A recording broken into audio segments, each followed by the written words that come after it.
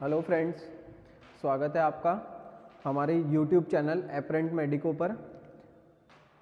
आप लोगों के लिए हम लोग एक स्पेशल तरह की सीरीज़ लेके आए हैं। आप सभी लोगों को बेनिफिट होगा इस सीरीज़ से। इस सीरीज़ में हम लोग कवर करेंगे ESIC, RRB, नॉर्सेट और एनी अदर कंपटीशन एग्ज़ाम, ठीक है। एंड जो भी बच्चे अभी पढ़ रहे हैं, ठीक है, final year, third year, second year या फर्स्ट ईयर में, उन सभी के लिए ये टॉपिक्स बहुत मोस्ट इम्पॉर्टेंटली होने वाले हैं। तो आप लोगों को इस वीडियो से हेल्प मिलेगी, ठीक है। जो भी हम लोग यहाँ पर पढ़ाएंगे उनसे कुछ ना कुछ आपको बेनिफिट मिलेगा और आपको इजी टू इजी हम चीज़ें समझाने की यहाँ पर कोशिश करेंगे।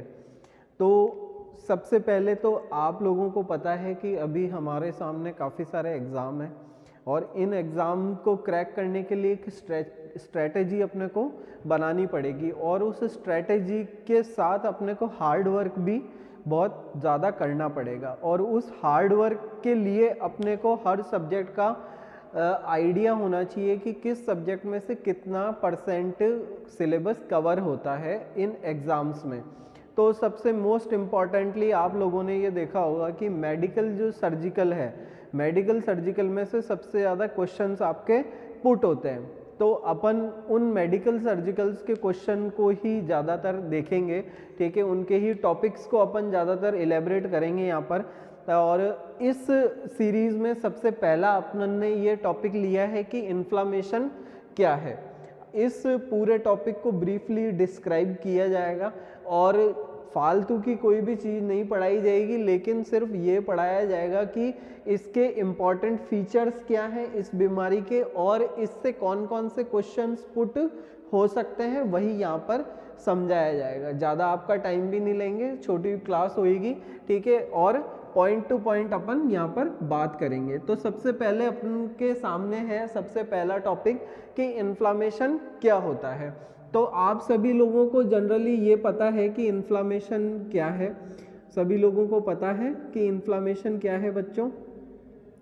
इन्फ्लामेशन क्या है कि इन्फ्लामेशन एक तरीके की इंजरी है, ठीक है। इन्फ्लामेशन क्या है, एक तरीके की इंजरी है जो कि किस पर होती है, हमारे किसी भी टिश्यूज पर होती है, ठीक है। और उस टिश्यूज के इंजर्ड हो जाने से, उस टिश्यूज के क्या हो जाने से, इंजर्ड हो जाने से उस टिश्यू में कोई ना कोई क्या होता है, रिएक्शन होता है, ठीक है। क्या होता है बेटा, रिएक्शन होता है। जैसे कि आप सभी लोगों को पता है कि क्रिया की प्रतिक्रिया होती है। तो इस संसार में जितनी भी चीज़ें हैं उनकी ऊपर अगर आप क्रिया करोगे तो उनके अंदर से कोई प्रतिक्रिया नजर आएगी, ठीक है। तो ऐसे ही क्या है कि अगर इन्फ्लामेशन को समझना है तो इन चीज़ों को समझना पड़ेगा कि टिश्यू पर अगर कोई क्रिया हुई है, ठीक है, तो उसकी प्रतिक्रिया में बनने वाली चीज़ क्या है, या फिर वो टिश्यू जो प्रतिक्रिया दर्शाएगा, वो रिएक्शन जो होएगी, उस रिएक्शन को अपन क्या बोलते हैं बच्चों,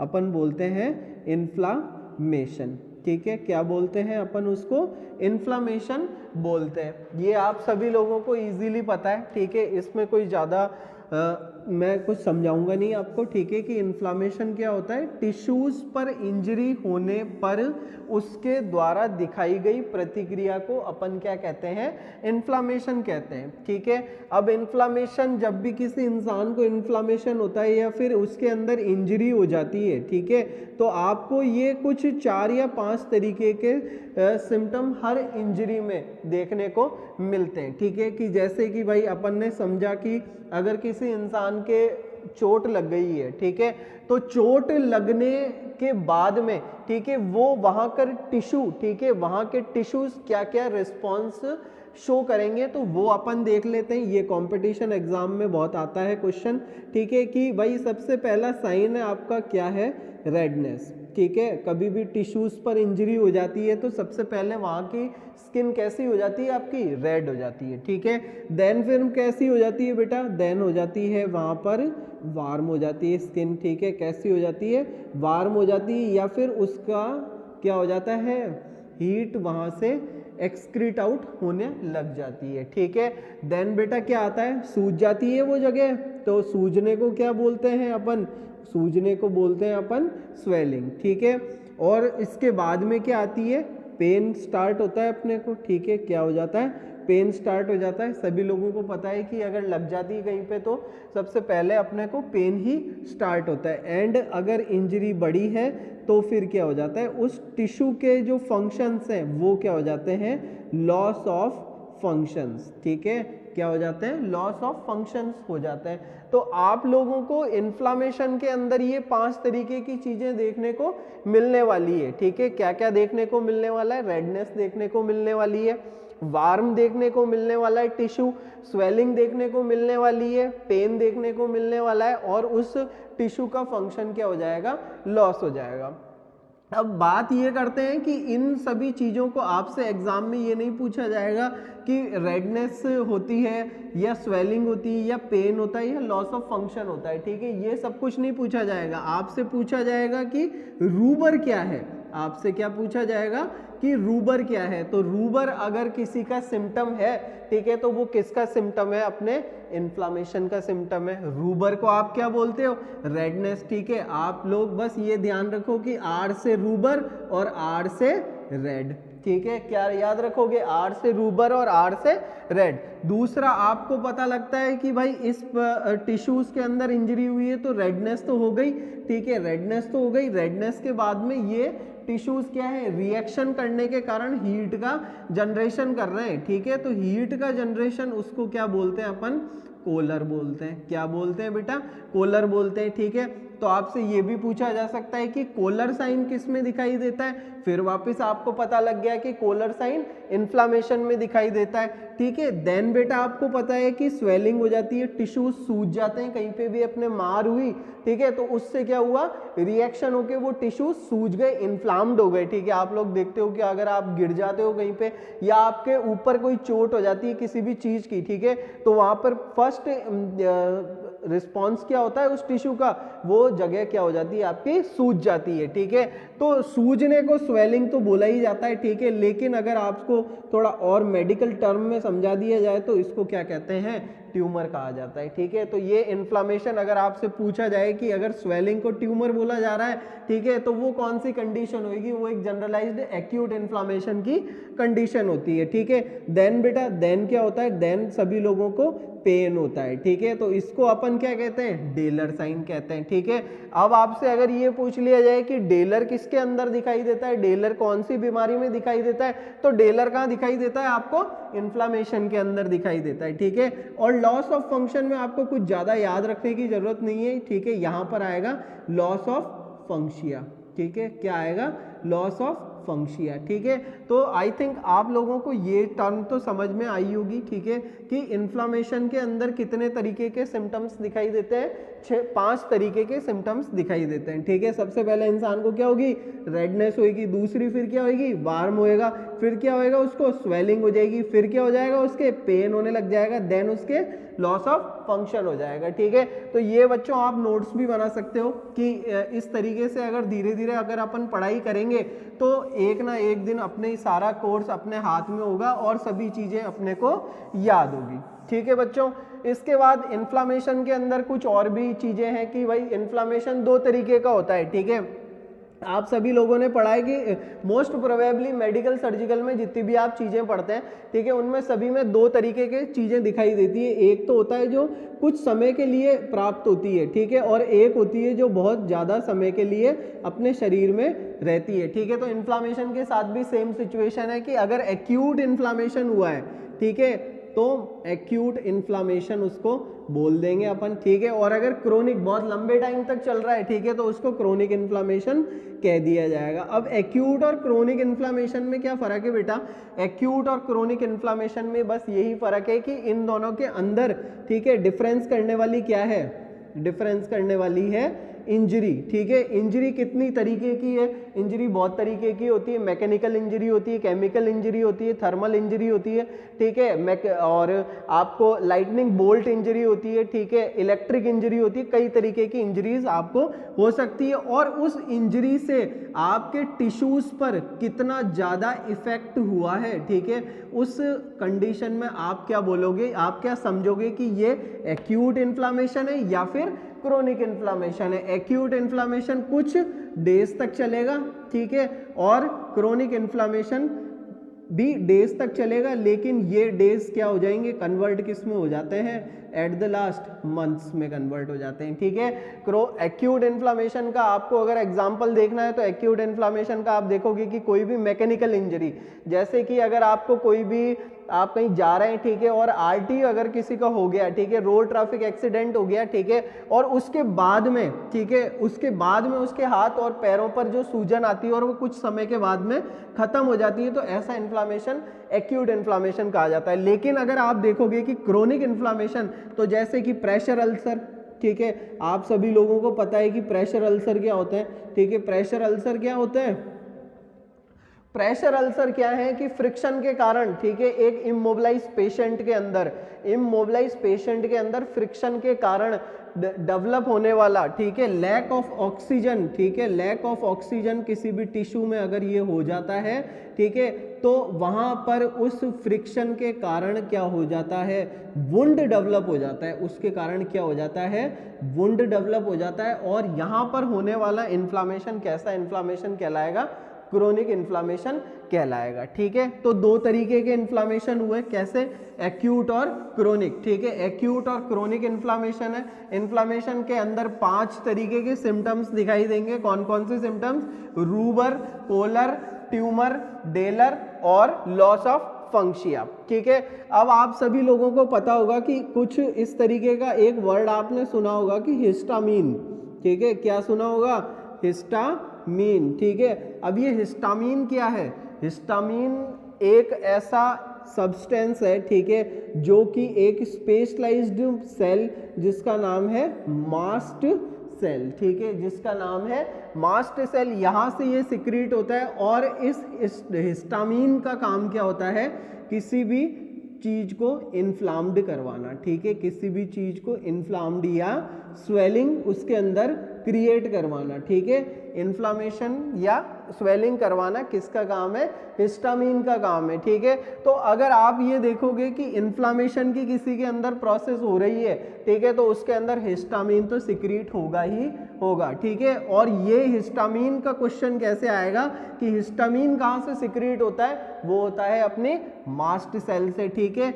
और ये क्या है, फर्स्ट रिस्पॉन्स है किसका, फर्स्ट रिस्पॉन्स है किसका बेटा, इन्फ्लामेशन का, ठीक है, किसका फर्स्ट रिस्पॉन्स है, इन्फ्लामेशन का फर्स्ट रिस्पॉन्स है, ठीक है, क्या, हिस्टामीन, ठीक है। इसके बाद में बच्चों पढ़ते हैं अपन कि आप सभी लोगों ने देखा होगा कि WBCs अपने बॉडी के अंदर प्रेजेंट होती है, ठीक है, WBCs बॉडी के अंदर प्रेजेंट होती है, और ये WBCs के अंदर भी क्या है, काफ़ी सारी वैरायटीज़ है। लेकिन अगर आप जब भी इन्फ्लामेशन पढ़ते हो, ठीक है, तो उसके अंदर आपको सबसे पहले ये दिखाई देता है कि न्यूट्रोफिल्स, ठीक है, क्या दिखाई देता है, न्यूट्रोफिल्स, ठीक है। अब आप ये समझो इसको कि कभी भी अगर आपका युद्ध होता है, कहीं पर भी युद्ध होता है, ठीक है, तो सबसे पहले कौन से सैनिक जाते हैं, जिनकी संख्या सबसे ज्यादा रहती है, ठीक है, और जिनके अंदर थोड़ी ज्यादा ताकत रहती है, ठीक है, जिनके पास हथियार होते हैं, तो ये ऐसे ही सैनिक है, ठीक है, जिनकी संख्या बहुत ज्यादा है, ठीक है। और इन्फ्लामेशन क्रिएट होते ही ये WBC का एक टाइप है, ये किसका टाइप है, WBC का एक टाइप है न्यूट्रोफिल्स, ठीक है, और ये यहां पर आएगी, ठीक है, देन ये क्या कराएगी, ये काइनिन्स का रिलीज करवाएगी, ये किसका, काइनिन्स का रिलीज करवाती है। तो आपसे ये पूछा जाएगा, ठीक है, कि न्यूट्रोफिल्स क्या करवाती है इन्फ्लामेशन के अंदर, न्यूट्रोफिल्स काइनिन का रिलीज करवाती है, ठीक है, न्यूट्रोफिल्स क्या करती है, काइनिन्स का रिलीज करवाती है, और ये काइनिन्स क्या करते हैं, ये क्या करते हैं, वैस्कुलर परमिएबिलिटी,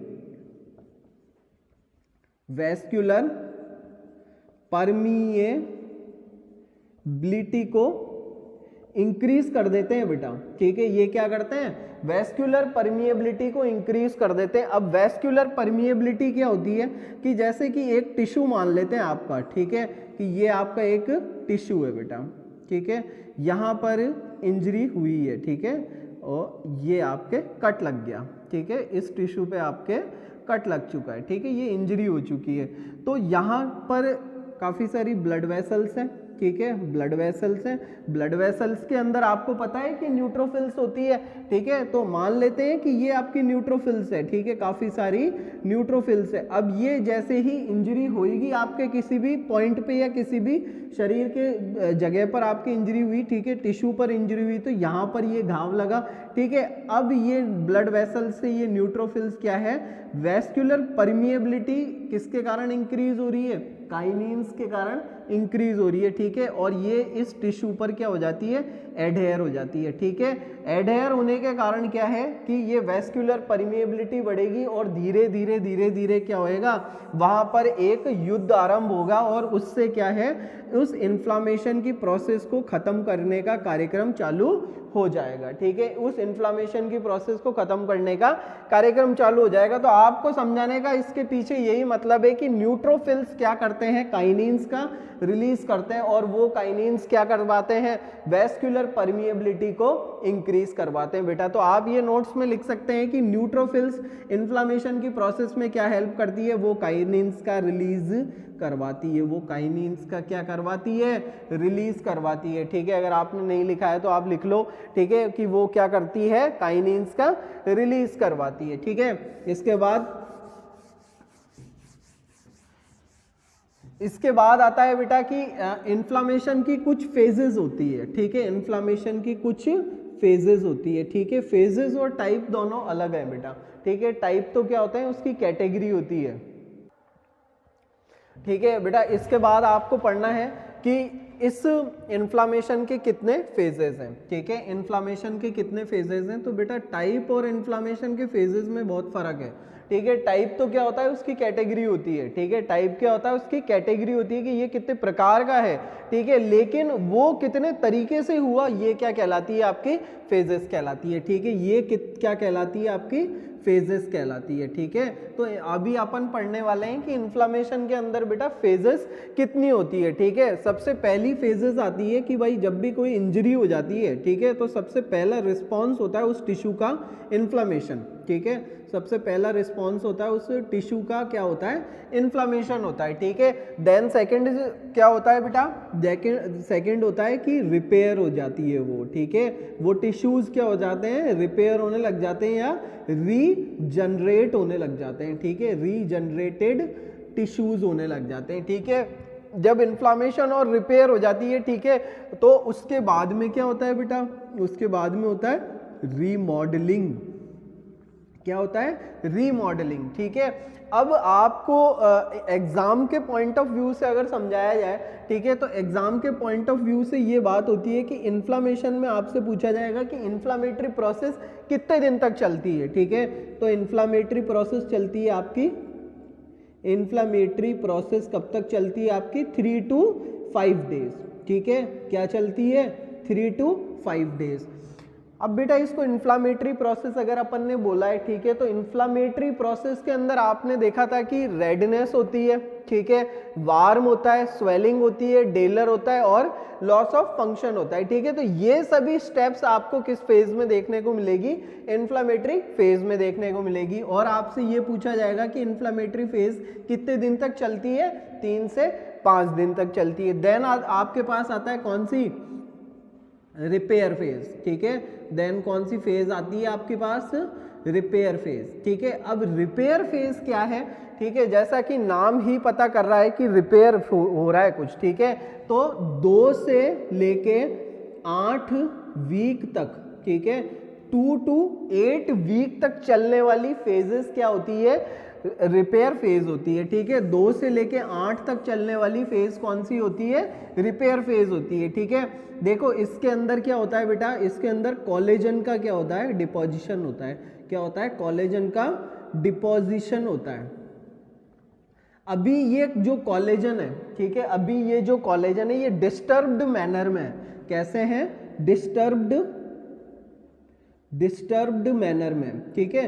अब इस डिस्टर्ब्ड मैनर का मतलब क्या है कि अगर कोई भी स्ट्रक्चर अगर डिस्टर्ब्ड मैनर में होगी, ठीक है, तो वहां की चीज क्या हो जाएगी, उलट पुलट हो जाएगी, ठीक है। इसलिए आप देखते हो कि अगर कोई भी इंसान की इंजरी हुई, ठीक है, तो सबसे पहला साइन क्या आया उसके, इन्फ्लामेशन हुआ, देन फिर कौन सी प्रोसेस हुई उसके साथ, रीजनरेशन की प्रोसेस हुई। रीजनरेशन में क्या होता है, मेनली कोलेजन का डिपोजिशन, ठीक है। तो ये भी एक एग्जाम का क्वेश्चन बन सकता है आपके कि कोलेजन का डिपोजिशन कौन सी फेजेस में होता है, ठीक है। तो कोलेजन का डिपोजिशन किस में होता है, मेनली रिपेयर फेज में, ठीक है। और ये फेज कितनी चलती है, 2 से लेके 8 वीक तक, ठीक है। एक और क्वेश्चन पूछ लिया जाएगा कि स्कार का फॉर्मेशन कहाँ होता है, स्कार, ठीक है। कोई भी इंजरी होती है और उसके अंदर स्कार बनता है, तो ये स्कार कहाँ पर बनता है, कौन सी फेज के अंदर बनता है, तो वो भी रिपेयर फेज के अंदर ही आपके बनता है, ठीक है। स्कार क्या है, स्कार है डिस्टर्ब्ड मैनर ऑफ कोलेजन, ठीक है। क्या है, डिस्टर्ब्ड मैनर ऑफ कोलेजन, ठीक है। तो कोलेजन अभी क्या है, एक व्यवस्था में नहीं है, ठीक है, इधर उधर बिखरे हुए हैं और बस इस टिश्यूज को आपस में जोड़ने का वो काम कर रहे हैं, ठीक है। तो ऐसी फेज क्या कहलाती है, रिपेयर फेज या रीजनरेटेड फेज कहलाती है, ठीक है। और स्कार भी इसी फेज में बनता है, ठीक है। तो इससे आपको कुछ क्वेश्चन निकले होंगे कि कोलेजन का डिपोजिशन कौन सी फेज में होता है, रिपेयर फेज में, ठीक है। और ये फेज कितने दिन तक चलती है, 2 से 8 वीक तक चलती है। स्कार का फॉर्मेशन कौन सी फेज में होता है, रिपेयर फेज में, ठीक है। स्कार क्यों बनते हैं, क्योंकि जो कोलेजन है, ठीक है, वो धीरे धीरे आपस में जुड़ने का काम कर रहे हैं, ठीक है। अभी वो पूरी तरीके से नहीं जुड़े हैं, ठीक है, लेकिन वो धीरे धीरे जुड़ने का काम कर रहे हैं, इसलिए एक डिस्टर्ब्ड मैनर की स्ट्रक्चर बनी है, ठीक है, जिसको अपन ने क्या बोला है, स्कार बोला है, ठीक है। देन बेटा क्या आता है, देन थर्ड स्टेज आती है, थर्ड फेज आती है, ठीक है। थर्ड फेज कौन सी है आपकी, रीमॉडलिंग फेज है, ठीक है। कौन सी है, रीमॉडलिंग फेज है। अब रीमॉडलिंग फेज क्या होती है बेटा, रीमॉडलिंग फेज है कि कोलेजन जो है, ठीक है, जो कि कोलेजन पहले इस स्टेज में कंबाइंड होने लगे थे, ठीक है, एक दूसरे के पास में आने लगे थे, अब वो कोलेजन कैसे हो जाएंगे, स्ट्रेंथन हो जाएंगे, कैसे हो जाएंगे, स्ट्रेंथन हो जाएंगे, ठीक है। अब इन स्ट्रेंथन के होने की वजह से, ठीक है, जैसी स्ट्रक्चर पहले थी, ठीक है, इंजरी से पहले की जैसी स्ट्रक्चर थी वो वापस स्ट्रक्चर वैसी ही बन जाएगी, ठीक है। तो प्री इंजरी फेज, ठीक है, प्री इंजरी फेज टिश्यू किस में अपीयर होते हैं, प्री इंजरी फेज टिश्यू किस में अपीयर होते हैं, अपने रीमॉडलिंग फेज में। रीमॉडलिंग का काम मतलब क्या है, किसी भी चीज को वापस रीमॉडल कर देना, ठीक है, क्या कर देना, रीमॉडल कर देना, ठीक है, किसी भी फेज को रीमॉडल कर देना। मतलब कि भाई क्या हो गया कि आपने देखा कि 3 स्टेजेस होती है, ठीक है, इन्फ्लामेशन की। सबसे पहली इन्फ्लाम्ड, ठीक है, दूसरी कौन सी, रिपेयर या रीजनरेटेड, ठीक है, एंड देन क्या होती है, रीमॉडलिंग। पहली स्टेजेस में क्या आता है, रूबर, कोलर, ट्यूमर, पेलर, ठीक है, और लॉस ऑफ फंक्शन, ठीक है, ये कौन सी है, इन्फ्लामेशन की स्टेज है। दूसरी कौन सी है, रिपेयर और रीजनरेटेड फेज है, जिसके अंदर कोलेजन आ रहे थे, और ये फेज कितनी दिन तक चल रही थी, 2 से 8 वीक तक ये चल रही थी, ठीक है। एक और चीज बताई थी मैंने आपको अभी कि स्कार का फॉर्मेशन भी कहाँ होता है, रिपेयर फेज में होता है, ठीक है। तो ये बेटा बहुत इंपॉर्टेंट चीज है, ठीक है, आप इसको लिखना जरूर कि स्कार का फॉर्मेशन 2 से 8 वीक कौन सी स्टेज में, रिपेयर और रीजनरेटेड फेज में होती है, ठीक है। देन आती है आपकी रीमॉडलिंग, जो भी कोलेजन एक दूसरे से बिखरे हुए थे और वो स्कार फॉर्म्ड कर रहे थे, ठीक है, डिस्टर्ब मैनर में थे, तब वो स्कार फॉर्म कर रहे थे, लेकिन अब वो एक साथ वापस आ चुके हैं और वापस वो एक कंबाइंड चैनल में बन चुके हैं, ठीक है। तो वापस क्या हो जाएगा, टिश्यू जैसा पहले इंजरी से पहले जैसा फेज था, ठीक है, उस टिश्यू का वैसा टिश्यू आपको वापस वो प्राप्त करके दे देगा, ठीक है। तो ये कुछ इन्फ्लामेशन की फेजेस हैं, और इसके बाद अब जो भी अपन पढ़ेंगे वो नेक्स्ट क्लास में पढ़ेंगे, ठीक है। आई थिंक आप लोगों को समझ आया होगा, वापस आप प्रीवियस फॉरवर्ड कर लेना, ठीक है, और कुछ नोट्स बना लेना, और भी मैं बहुत अच्छे आपके लिए नोट्स लेके आऊँगा, ठीक है। इस टॉपिक को ही अगली क्लास में अपन और डिस्कस करेंगे। आज के लिए बेटा थैंक यू।